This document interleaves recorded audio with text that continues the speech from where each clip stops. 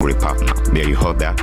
How do you handle a partner that has anger issues? Or even if you are the one with the anger issues, we're still going to talk about that. So whether we like it or yes, relationship is one of those many things we cannot do but discuss as long as humanity exists. So today we'll be looking at how to handle the angry or an angered partner. Or if you are the one that is angry, don't worry. We're going to tell you steps or tips on how to go about it and reduce your anger and make you have a wonderful relationship. Okay, so around 60% of the relationship that we have currently today in our generation is actually made up of people that one party is the gentle one while the other party is the one with the anger issue. It's always like that mostly because people tend to now go for people that are opposite to them in terms of temperament, just to balance up the equation and all that. However, these people with anger issues tend to be very funny at times. It's not something they really want to do, but I feel it's just part of nature. It's part of them. They easily get angry. You see this, and they just escalate into something. They misquote you, they misunderstand you, and all that. So, we're gonna talk about how to live in a relationship with someone with that anger issue and still make the most of your relationship. So, first and first, understanding is one thing you must have. You must master the act of understanding in your relationship. If your partner is easily angered or easily get angry, you can actually live with them peacefully without having to shout or do anything. Okay, let me tell you of a story. I heard the story of a particular couple. The husband likes brown bread, that is a bread that is burnt, kind of, while the wife likes the non-burnt bread, that is more like whitish. So whenever the man buys bread, he goes for the brown one, and then when he gets home, the woman would say she doesn't want, and then she would return it back to the shop and get a whitish bread. Okay, and whenever the woman is the one that got the bread, she get it home, and the husband would return it back and get the brownish bread. So they kept on with this drama for a very long time until one particular day they met with the man in the shop, and he told them, he said they were actually arguing towards the bread issue, and he was like, wow, what's going on? And the man was like, today she's not gonna have her way. She's been getting in his way, always eating what he doesn't want to eat and all that. And the man was like, this is actually very simple. This is very simple. Get a toaster, and whenever she gets a whitish bread that you don't like, toast your bread. You can toast it to whichever color, make sure to burn it if you want, and it's simple as that. The man was like, oh, that's true. You can see that lack of understanding, how is causing issue between them. Do you understand? So it's like that, and being angry can actually be very, very devastating. If one person is gentle, the other person is, or in short, the worst scenario is if the two of them actually with the one anger issue, the house is just going to be on fire. You understand? So it's just very simple like that. Understanding is what you need to deal with somebody that has anger issues, so as not to have a relationship that is handicapped. So one thing you must do is know what pisses your partner off. I'm very sure you've been living with them for a particular period of time. If you're married or if you're not married, at least you've known that person for a particular period of time. So you should have known things that whenever they get angry, you should watch out for those things. Or if you have not been noticing, now I'm telling you to start noticing. Whenever they get angry, what are those things that actually get them angry?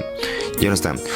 What are those triggers that actually bring about the anger and all that? So these are things you should actually look out for. So all these things are things now that you now make a substitute. Just like in football, we have substitute. Some players will play for a particular period of time, and the coach just come in and change them. Not because they're not good enough, but because a new strategy is needed. So that's why they put in a new player. So the same thing goes for the relationship. So once you notice that this particular method of doing things with my partner is actually getting him angry, and it has not become a anger issue, a thing of problem all the time, what you do is just make a substitute, just take another step. Check something, do something new that is not the regular one that you've been doing. Okay, another one is, if you happen to be the one that have the anger issue, just know this at the back of your mind, that whenever you are angry, something happens to your psyche. Now, when you're in your relationship with somebody, something happens. Your psyche and that person becomes one.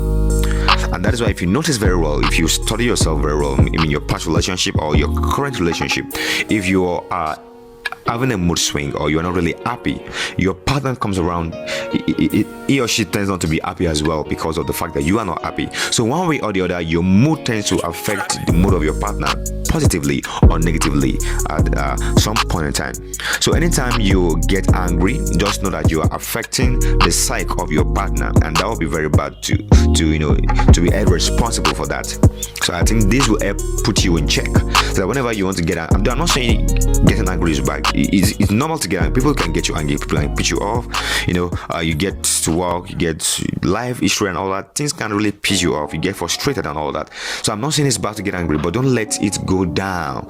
Don't allow any anger to get to the next day. Whatever issue you have with your partner, make sure you settle it that very day. Make sure no matter what it is, just talk about it. Make a way to just settle it. You understand? If you need a third party, do that. If you need a counselor, do that.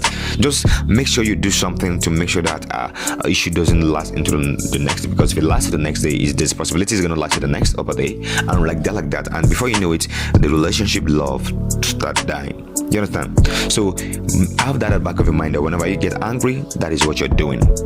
Okay. Now, no matter what, you should always know this at the same time. When you are the angry type, just know something, that your partner will unconsciously start withdrawing and avoiding you. They will not now do something for you because of love anymore. They will do things for you because of what? Let me fulfill righteousness. I don't want this trouble. I don't want that trouble. Or all of a sudden become a troublemaker.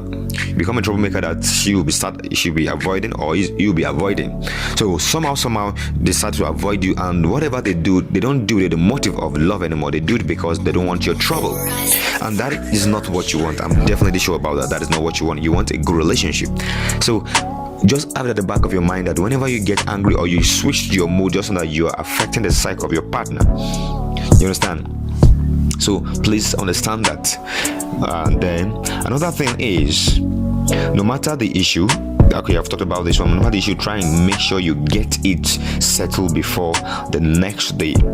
And then another thing is, if your partner is the one that has the anger issue, don't run away from them or avoid them. When they are calm, just allow them to get angry, talk and all that. And when they are calm, you can now come back and talk to them and explain things to them with their love language. Some people's love language is chocolate. Some people love language is money. Some people love language can be assisting them in the house. Some people love language can be just calling them sweet names. So you should, I'm very sure by now you should know what your partner love language is. So all these things are things you should actually know and work on. So when your partner has blast and just spark and all that, just allow them to calm down. When they're calm, use your love language and just come around with that and talk to them. And when you do this often, don't get tired of doing this. When you do this often, and I forgot to tell you guys earlier that relationship is actually work. Relationship is not just about you sit down and you receive all the love and all that. Relationship is actually work. So when I say you do this often and often until the desired result you want from your partner is achieved. So some of you might be wondering what I don't have time for that. I don't know, but that's why you must understand that relationship is not something that you just go into anyhow. It's something you have to be ready for. You have to be ready for the trouble, the good time and everything else. So you have to be ready for everything. You understand? So please make sure you follow these steps, and you will have less stress in your relationship.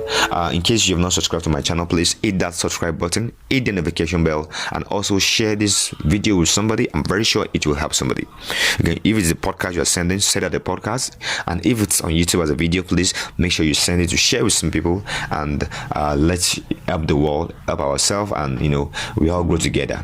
Thank you very much, and see you guys next week on another episode.